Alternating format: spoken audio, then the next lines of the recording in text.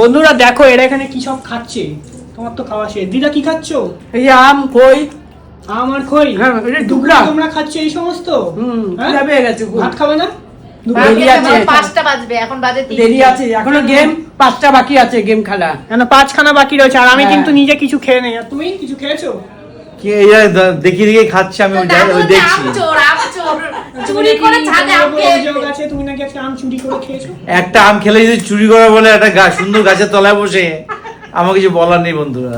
আর বাবি কি ওখানে শুয়ে পড়েছে, ঘুমাবে বলে? আমি এখন রেস্টে আছি বাবা। খিদা পেয়েছে কি করবে, আর খিদা পেয়েছে তোর বাপের, তার জন্য রেস্ট। এরা নিজেরা নিয়ে খেয়ে নিচ্ছে, আমাদের দিল না, কি করব আমরা? আচ্ছা আচ্ছা, তোমার আমরা এটা খেয়ে যাচ্ছি, আমরা খেয়ে যাচ্ছি। হিংসা করো না? অবশ্যই অবশ্যই। আচ্ছা কৌশিক মামা এটা হিমসাগর না, এটা হিমসাগর না, এটা গোলাপ গাছ। এটা না, মা যেটা খাচ্ছে ব্যাপারটা হিমসাগর।